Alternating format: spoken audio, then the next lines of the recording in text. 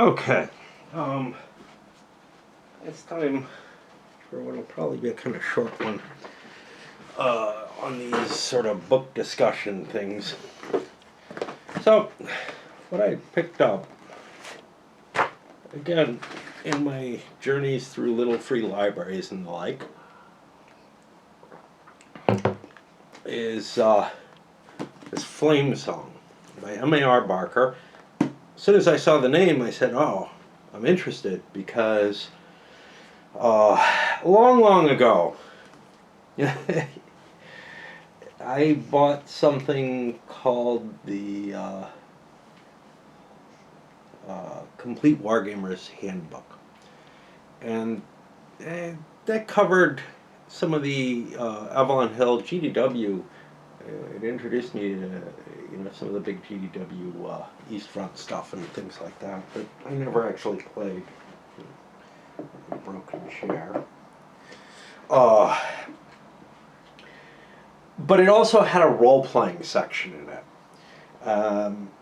it. This book gets some the Complete Wargamer's Handbook gets some press on BGG every now and then. When I bought it, it was already out of date. When it came out, it was already kind of out of date. But it gives you a nice historical basis of the earliest entries into wargaming and some of the movements that were going on, sort of in the period when I started, up to the period when I started getting into wargaming, and it contained a role-playing section. I don't remember what was in it. I think not a hell of a lot. D&D, obviously. RuneQuest and Rolemaster were not in it. Traveler was. But oddly of all things, the very unusual Empire of the Petal Throne was in it. Now this was a TSR game that came out based on D&D, but it's not quite D&D. In fact, there are many ideas in it that have nothing to do with D&D.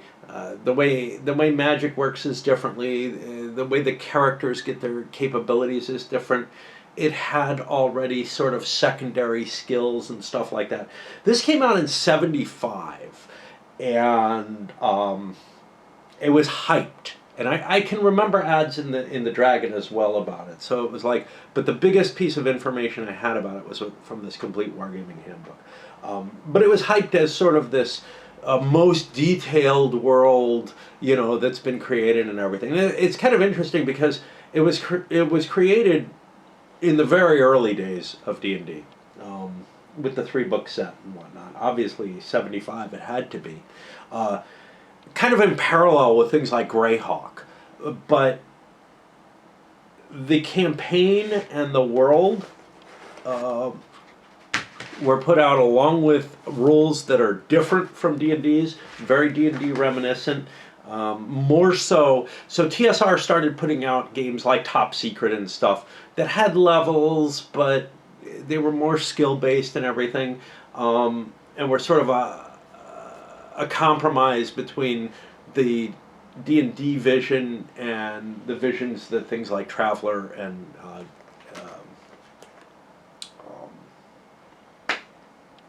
RuneQuest were putting out.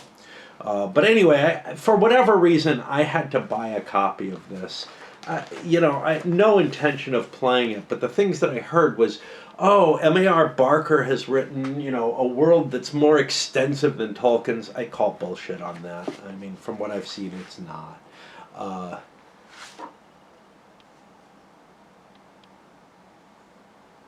But what I got also came with like a Tecumseh journal. Comes with all kind of maps. So what you this game log, well, looks like a photocopy, but this may have been actually their production thing. Personal journey of military fantasy and science fiction gaming. Just a whole bunch of crap in here. But the basic idea behind Tecumseh, behind the Empire of Petal Throne, was it gave you not just rules for a game, and magic items as they were, which are sort of tech-based, that are available, but also the whole campaign world along with it, kind of the same way Glorantha did, which I think came out real close to this. I don't know if it came out in 75 or 76, the RuneQuest stuff, that gave you, this whole world in concept behind it. I actually think that Glorantha is a richer world than is presented here. Certainly from, what's actually revealed it is. But whatever, these old campaigns that were built, in the days of the earliest of the role playing, and then packaged up, were really meant, to provide this sort of insight into everything. SPI even got into the game with their Dragon Quest or whatever, which ended up, revealing elements of what I think was actually a D&D game that got converted over.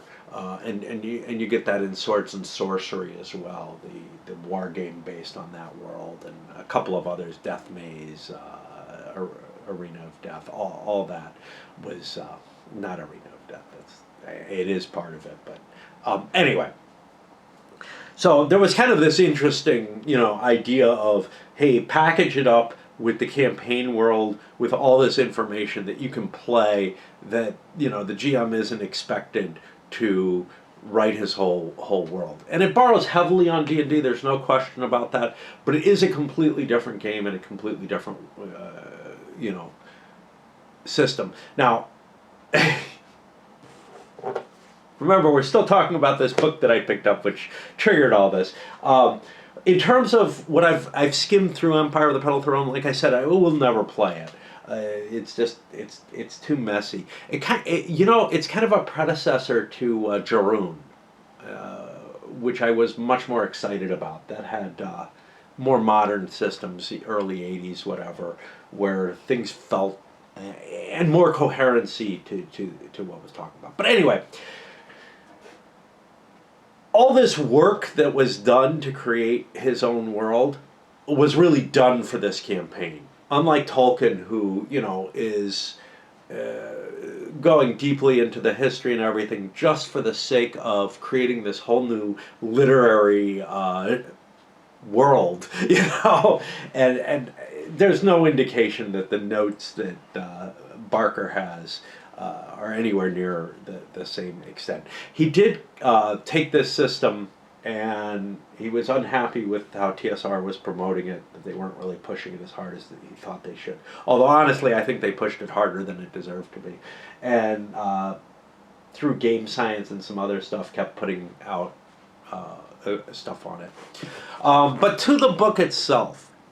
So what's funny about the book is, again, it's based on this world that was designed for a game. So it's kind of like, Dragonlance, or I don't know if they made any Greyhawk books, but the idea being kind of, hey, in those were more of a marketing facet. In this, I don't know what his purpose was. This came out in like '85 or so. There was one before it. He wrote maybe 3 or 4 of these, and then under a pseudonym he wrote a white nationalist fiction book published by the same people who published the Turner Diaries. But haven't found that. I'm not going to hunt it down particularly if I run into it. The writing is decent. It's kind of funny because, like a lot of these books that pull on, a very, very weird world, and his world is very different. It's not your oh, look, there's elves and dwarves and stuff. No, all the races are completely different.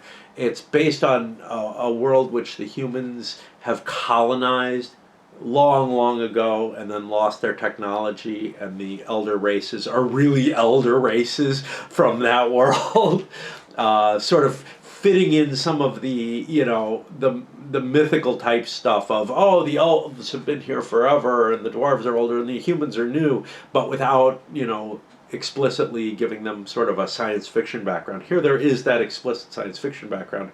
The science, you don't have access to it as science. It's kind of magic items, and that's the best that it can be applied to it. The cool thing about it is that there's like items that you know anybody can use that are basically wands. But anyway, the book itself, it ramps up kind of slowly. The names, the words are unfamiliar to you. So instead of using captain, you know, there's this Hekessel, you know, and just all this stuff. So you're not just having to learn the world that it's set in and the concepts that the characters are familiar with, but you also have to learn a certain amount of the language that's not being translated, even though, you know, the book itself is written in English, so words that mean something in English, like captain, you kind of feel like there's a conceit in terms of not translating them. So I don't know.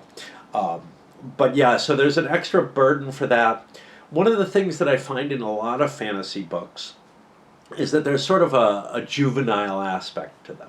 Not in Tolkien, not even in The Hobbit, not in, I don't know, there's a few where I don't feel it, and it gets at its worst in the very silly stuff. You know, like Piers Anthony, even before he gets into the Xanth pun world, his writing, science fiction and fantasy stuff alike, tends to have this sort of, this was written for a 13-year-old and it feels like it was written by a 13-year-old, which is weird because his early stuff is not bad.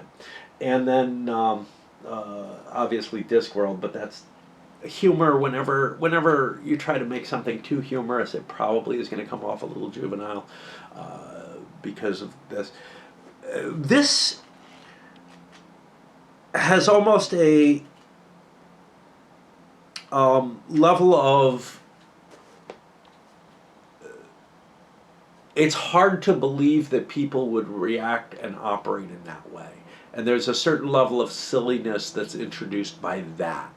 That the motivations of, you know, like this desert tribe that they run into, that's been living, you know, in this little area for millennia, and unwilling to move, but keeping, you know, all their principles there. I kind of get what he's trying to do. He's trying to express a certain kind of sociological aspects where, you know, a small society gets frozen, but it's hard to accept the level of things that they do believe and hold, and then work with that. There's also a fair amount of Deus Ex Machina, or Machina, in play in this. Sometimes used to put a twist into things, but there's a willingness to, you know, kill off important people, to put people into really difficult situations, and I don't know, to explore an interesting world in an interesting way. It's definitely a keeper for me, not just because of Techimal, Empire of the Petal Throne. I would probably keep this anyway. It reads well enough for that. You know, it's not something I would suggest hunting down. The writing's good enough that if you find it lying around for free, it's definitely worth reading. But yeah, and again, it's worth it enough, but I'm not going to hunt down the other books that he's written, mainly because I have plenty of books that I know that are just as good. It is intriguing, especially for me, to link it to this, to the game, and to see what there is there. In terms of the roughness of the writing in the game and how that material is presented, it is very much a positive that this is actually written reasonably well. The game is not. the game is written all right, but you know, there are better ways to write game rule books and better ways to give the narrative than is given in them. Yeah, one of the problems is the same as with the book, having to draw you into this, rich linguistic aspect of it. That I think one of the biggest parts where they talk about. Oh, it's, better than Tolkien or whatever, is probably because he puts a section about the languages in here and talks about that. There's a large section of it in the game. There's, character transliterations and such not in there, how you pronounce these things and how you write them in the characters, just like the Elvish scripts and the Dwarven scripts and all that Tolkien came up with. That's all great and everything. I just, I don't feel like I'm seeing something that has the kind of depth that, say, the Silmarillion has, or whatever, and any hints that that's there. And the truth of the matter is, what's backing Tolkien's works is just, so many volumes of additional work and so many hints of little stories that are going on and whatnot. I don't feel like there's anything to that degree. This feels much more like a campaign setting for a game, which is what it is, that was well and heavily detailed and brought out. Probably more than the one that I did, that I had no intention of publishing, but only had an intention of using as a resource, for games that I ran. But anyway, interesting book, interesting connection, and I hope interesting babbling about it. Though I doubt that. Cheers. Off to go dance.